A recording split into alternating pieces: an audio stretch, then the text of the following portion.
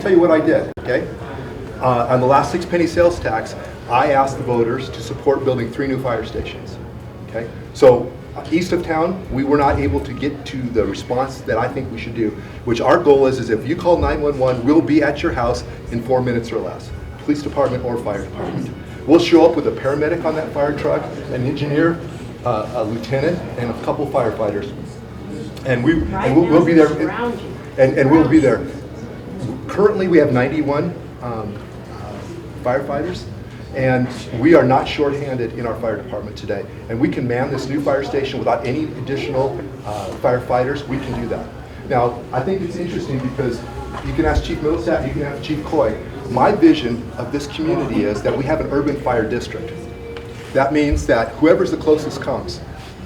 Did we have that conversation? Yeah, sure did. We had that conversation. I don't care if it's a city. When I call 911, I don't care whose badge is on their chest. Does it say Laramie County Fire District 1? Does it say Laramie County Fire Authority? Or does it say Cheyenne Fire and Rescue? I don't care.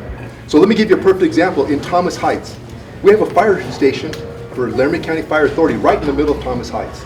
It is seconds away from a fire. I would like to have, if 911 comes, that person comes first. Whoever can be there the fastest goes. I mean, that to me is what should happen. And I met with Chief Middlestat, I met with Chief Coy, I met with our fire chief, and I said that's my vision. That when they have a fire, we shouldn't have to wait for them to call us. Whoever's the closest. If he's driving down Del Range, we have GPS on those trucks, we know where they're at. Whoever's the closest should go right away. And then we show up to go with it. That's my vision. And that way we can help backfill each other. How many firefighters do you have? 40. There's 40 firefighters. Coy has 120. We have 91. So we have 300 firefighters, not including the base and not including the guard. So when you add all those firefighters together, if we truly worked as a team, we could handle anything that happens. And when we have a fire, like 711 Central Avenue, we had, or Lincoln Way, we had the car dealership that went up in that place there. What did we do? His team was there. The fire authority was there. The base was there. The guard was there. Our fire department was there. We call everybody because that's the right way to do it. It takes 27, 30, 40, 50 firefighters to fight that. I don't have enough firefighters. He doesn't have enough firefighters. So we have to fight as a team. That's my vision. We got to get there someday. You just said you had plenty of firefighters. We do. And you just said we didn't have enough. I'm confused. I'm old and I confuse easily. Okay, so let me share with you. All of our fire departments are designed to fire residential fire. They'd have to hire more. So a residential fire, we have to come with 16 firefighters or 17 if we have a ladder truck. Okay. So I have 27 firefighters on duty every day. So we can handle anything like that happens. But when we have a really large fire, like Mary's Bake Shop, there's a fire district or a fire department in the state of Wyoming that can fight that by themselves. So that's where we have our partners, and we all help each other out. If they had a big fire like in a commercial area, he doesn't have enough firefighters. If every one of his firefighters there, he doesn't have enough firefighters to fight it. So we all have to pitch in and help to do that. And so that's my vision, is that we don't have to call and say, well, do we have permission to go? The dispatch, when you call 911, they should say who's the closest, they should go, and then whoever's districted in is also notified, and we go also. That's my vision. Yes, ma'am. Thank you. Well, actually, you've had your hand Yes, up ma'am. longer, so we'll start with Marilyn Marilyn. Burton, Committee Woman for Precinct 49. 2 education-related questions. Yes, ma'am. The first one is if these areas are annexed and then they build multi-family units versus one house on 5 acres and you put in a whole bunch of apartments or whatever, then that to me means families and kids, which then would impact the schools in the school districts that are already overcrowded. Is the city working with the school board and the state legislature where they get their money to build schools? And are you going to build the schools before you build the houses? So Mr. Steibar can tell you this. They don't build schools until the demand is there. So we're overcrowding our children, and then it might take us 5 or 10 years to get those houses, Or 20 those schools built to take care of our children. Right. So that sucks. Okay, second question. Let me finish up with that. That does suck, and it really bothers me. So you look at Saddle Ridge right now. You look at ARP Elementary School. It's at 154% of capacity. I toured that school. I've sat down with Senator Pappas and talked about it. I've talked to Landon Brown, our representative, and shared with them how frustrated I am that they need to take care of Laramie County schools. But we can't not build houses for people either, right? So if they say they're not going to build them until the demand is there, we'll never build more housing. So what comes first? We have to build the houses to create the demand to make them build the schools. Well, it sounds like there's already a demand for the schools, so Yes, ma'am. the legislature needs So to you need build to those talk to this schools. man right here and get that fixed. Okay, second education question. So I'm retired military. I was told that Microsoft is owned by China. Not true. Okay, well, why do we have 3 Microsoft plants. Why do we need Microsoft everywhere in a tiny little state in a tiny little city of 80,000 people? So let me ask you that. Why do we need that? And then the Why do we need education. Microsoft, right? So let me show you what I love about Microsoft. So And then I have an education question tied into what I that. love about it, so when they come, they use so much electricity, you guys. That Microsoft data center that's out there on the North Business Park uses more electricity than all the rest of the city combined. And we get the sales tax on electricity, both at the county and the city. It's a multi-billion-dollar facility. It's the #3 taxpayer in Laramie County. So it pays for schools. It pays for everything that we do. And It's all about money. and they have less than 100 employees. They pay $100,000 a year, but they don't have, so they're not hurting our housing market. So right now they're the perfect kind of a person. They're very high taxpayers with very low impact on our housing. And so it's very much a net benefit to our community to have these kind of quality employers come in because they're so much more additive to our tax base. And that's what we're trying to do. You guys want to keep your taxes low. If we can get more of these kinds of places, they're going to help us do that. Okay, Last question. education question related to Microsoft.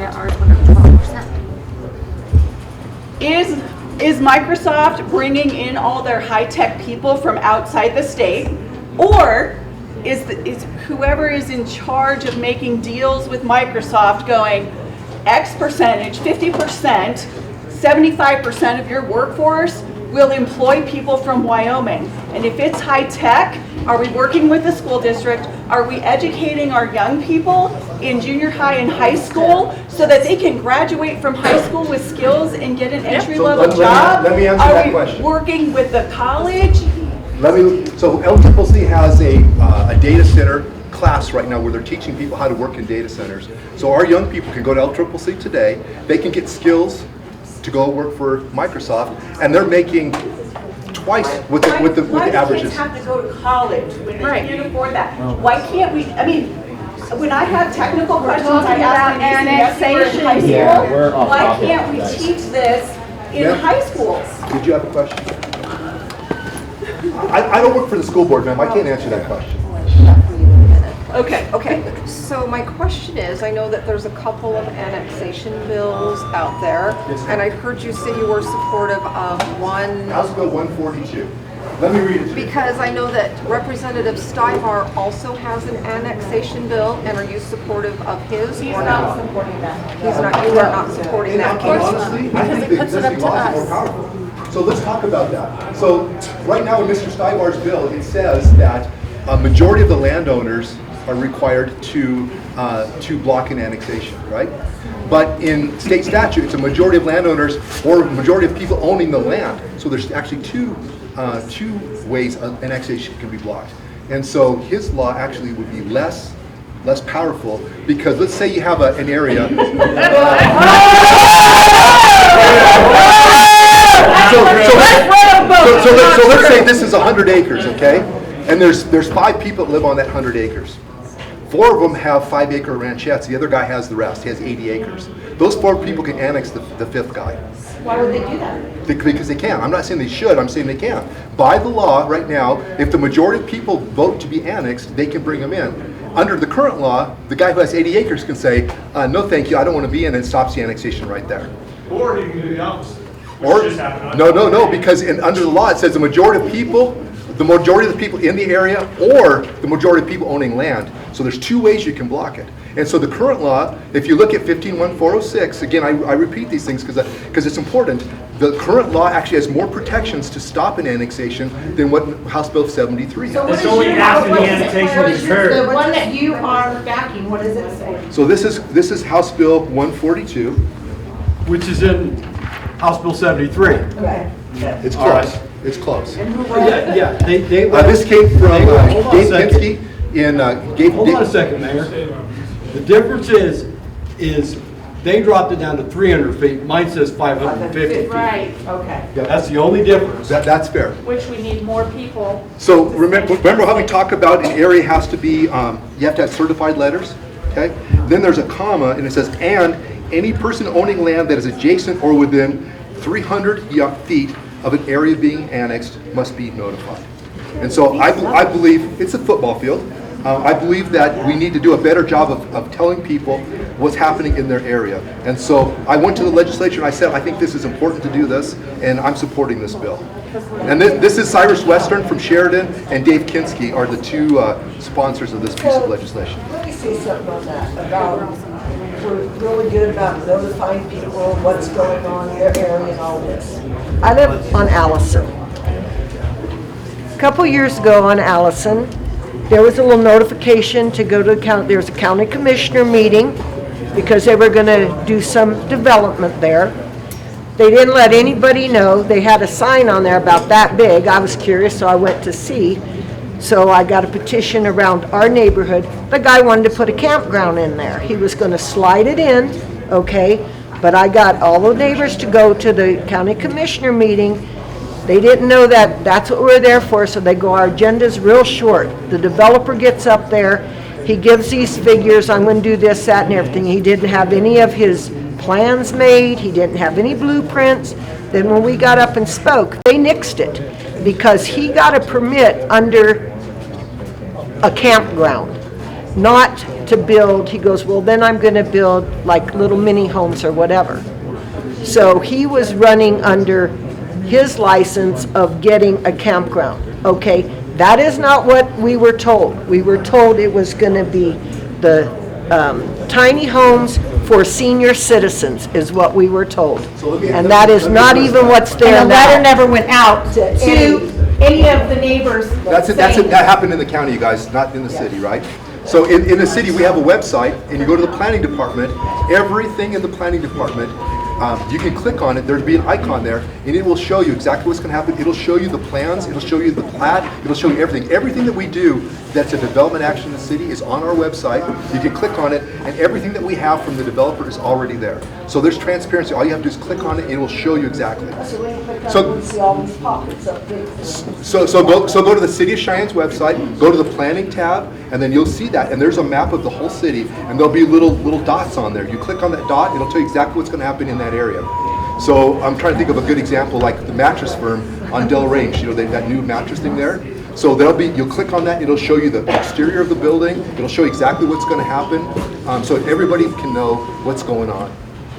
Sir, you've been asking for a long time. Okay, so earlier you were talking about how, Wells Fargo, they're not annexed into the city, so your police department wasn't able to address a bank robbery.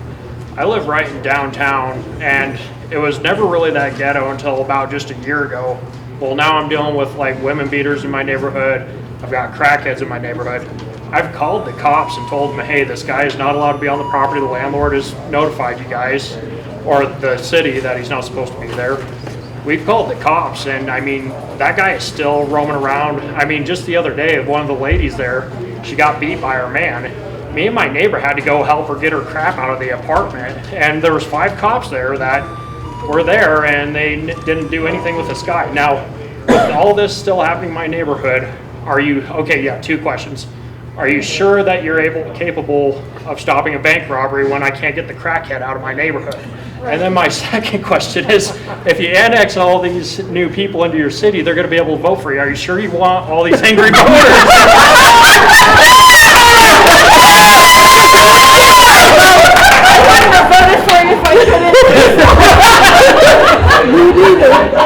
I mean, I canvassed, in the South, I can't. So do me a favor, when you have situations like that go, let me know on the law enforcement stuff, because I'd love to find out more details on those kinds of things, because to me that's really important.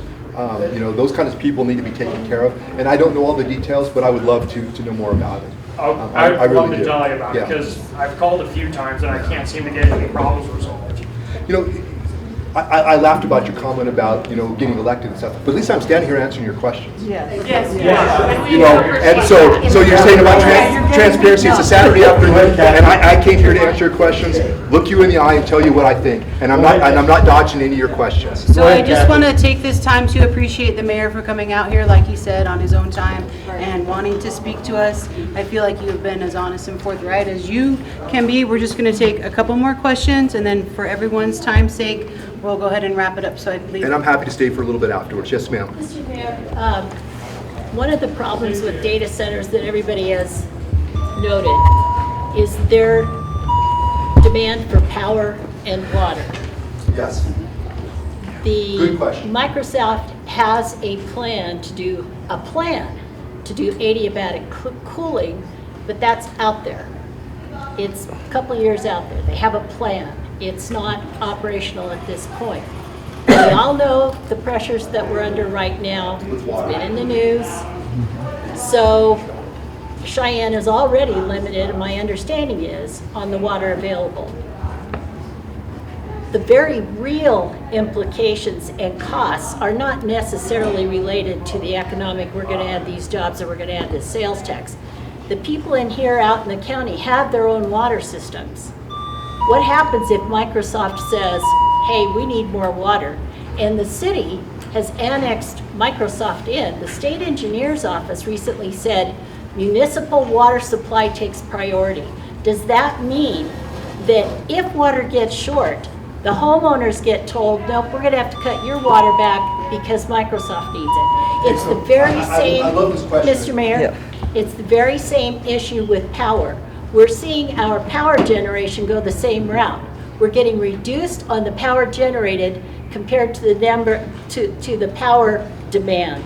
How's that going to be addressed? Has it been addressed? Have you looked at it? Okay, so she's asked two of the very best questions that I've been asked today.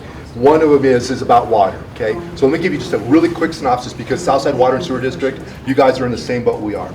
We currently have 22,000 acre feet of water. That's our cup, okay? That's how much water we could, if you fill up a cup every year, how much water we have that we can use. Currently, we use 14,000 acre feet of that water, okay? So we have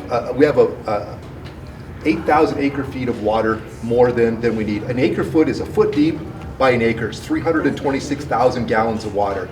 So we have 8,000 more of those than we need. The Colorado River Compact, we've all read about Lake Powell and Lake Mead and how all that stuff is going. 70% of our water comes from the Colorado River Compact. And if, in fact, in the future, they get a call, meaning that they say, okay, we have to start cutting people off in their water, our rights are very junior. And there's a very real chance that we would be cut back to 7,000 acre feet of water. And we use 14,000 today. So that is a serious, serious concern. We use 5,000 acre feet of water today just to water our yards. So if we don't water our yards in Cheyenne, which I would hate because I really pride myself on my yard, we would still be 2,000 acre feet short. So two things I would tell you. If you don't have enough money to pay your bills, you do two things, right? You cut back on your expenses and you get a part-time job and get more money. And we're doing exactly that. We are working on reducing our water. When I came on council 20 years ago, we used about 14,000 acre feet of water a year. We still, with all the growth we've had, we still use about 14,000 acre feet of water a year. So our water use has not gone up over the last decades. And then we're out actively looking to buy more water. I literally have gone up to Casper and met with folks up there and talked to them about excess water they have. Can we buy that water? And so we're working on both of those situations. So her question is a very good question. We have a limited amount of water, and what are we going to do? So let's use Project Cosmo, which is the one in the High Plains Business Park. They came to me when I became mayor and said, we want to build a data center in Cheyenne. And I said, how much water are you going to use? And they said, we're going to have 50 employees and we're going to have bathrooms. And that's all. We're going to use a dry cooling system. We're going to use 168 acre feet of water a year. And so that's all the water that they're going to use. Ma'am, it's true. I know you're shaking your head no. I understand they told you that, but that's not reasonable. But here's the reality. They're going to buy through their system development fee a certain amount of water, and that's all we're going to give them. So we have a contract with them to give them 168 acre feet of water, and that's all they get. You guarantee the residents priority over the Microsoft? Yes, ma'am, or yes, sir. So here, I met with our Board of Public Utilities. If in fact we have a call on water, we're going to ask everybody to reduce their water. We're not going to let you water your yards. If worse comes to worse, you're not going to be able to water your yards, but you'll be able to use your regular water. But we will cut back on our industrial users. We're going to tell them you're going to have to cut back 10, 20, 30%, and all across the board, all of them will. So I've told Cosmo, we've told Microsoft, we've told everybody, if we get called, they're going to have to take a real big haircut in the amount of water that we use, because we've got to get down to 7,000 acre feet a year. And so, ma'am, you're exactly right. And I'm talking with 2 other data centers right now, and they asked if they could come to Cheyenne, and I said yes, but you have to use a draw system, because we don't have the water reserves to do what we don't have 1,000 acre feet of water to give them. We can give them 100, a smaller amount of water, but we can't give them the big numbers, because you're exactly right what our problem is. And then you asked also about power. A decade ago or so, we used 150 megawatts of electricity a year, I think. It was right in that range. We're over 300 today. So we've doubled the amount of electricity that we use in just a decade. When Cosmo and T5 and some of these other data centers hook on, that number will be 500 or 600 megawatts of electricity. So there's a big solar plant going in down south on the border right now. That's been good. That's 150 megawatts that'll be used here in Cheyenne. There's an What do you mean? That's what it's rated, that is everybody will tell you, and there's data from all of them. I'm an example. So let's just say it's 100, I don't care what it is. And then there's a second one coming that's 900 megawatts that's coming towards us. I had lunch with people from Black Hills in the last week, and we talk about these things. What are they doing? So they're working on new ways to bring electricity to us. So they're right, we're really short for the demand that we have today. We don't have enough electricity to meet what we need to do today. In the meantime, our climate change activists are getting rid of our coal-fired plants, which is the best thing that we have.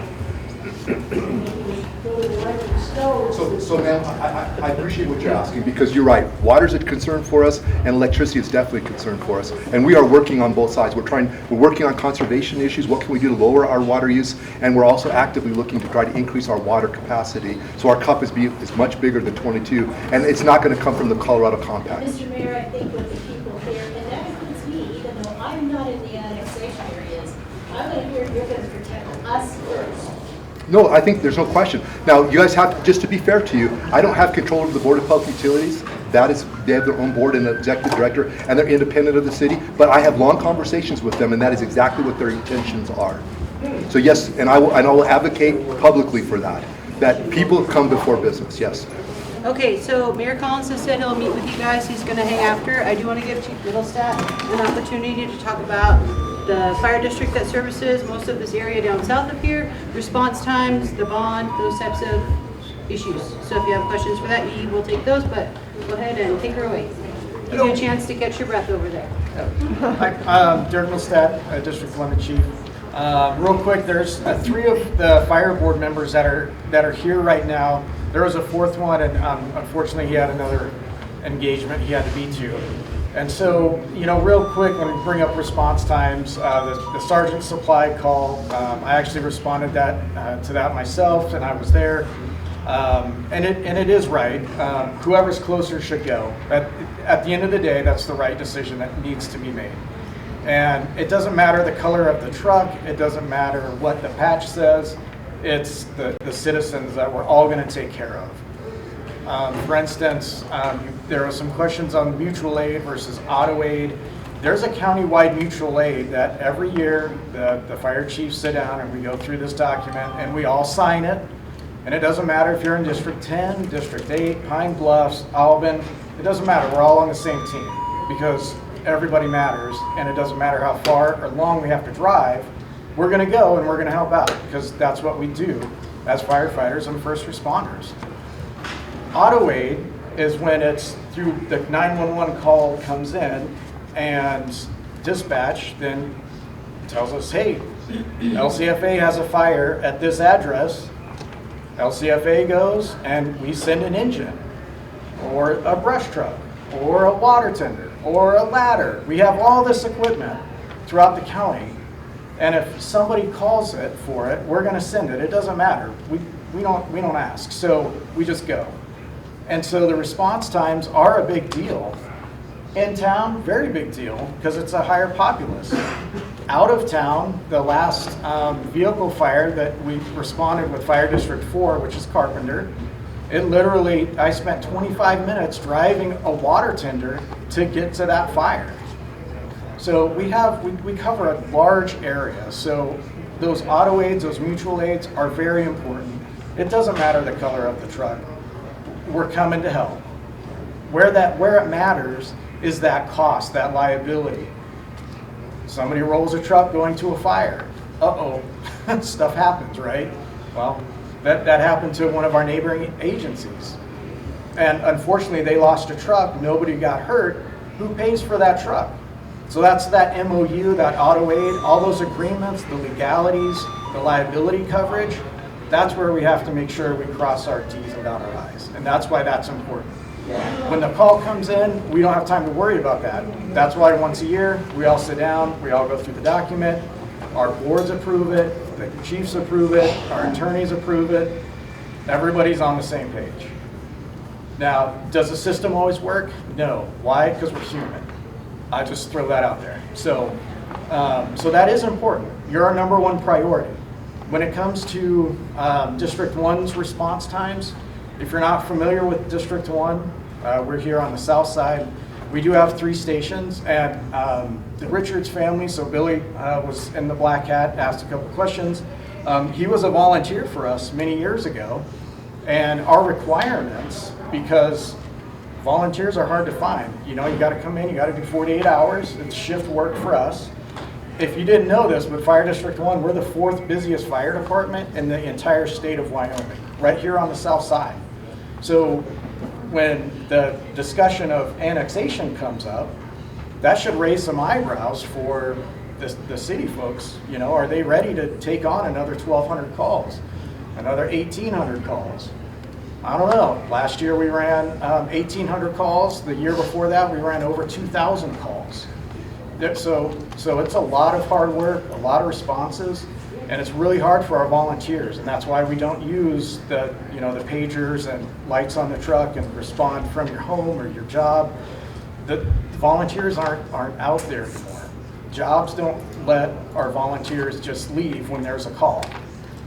That just doesn't happen. There's a couple of places where it does happen. High West Energy is one of them. That lets their employees, if they're on the clock, they get to respond to fires. But that's out in where? Pine Bluffs, Carpenter, and the Burns area, where it makes sense. Totally makes sense. Around here, there's no employer. Lowe's, Walmart, any of the DCs, they're not going to say, oh, you have a fire? Okay, well, go on out there and take care of it, put it on your time card, and you're good to go. So, you know, that volunteer sense here closer to town, we can't rely on. So that's why our numbers are so low. A lot of the nights, we're up 2 or 3 times during the night. So that volunteer who comes in, covers the night shift, he's up, he or she is up a good 3 to 4 hours during the night.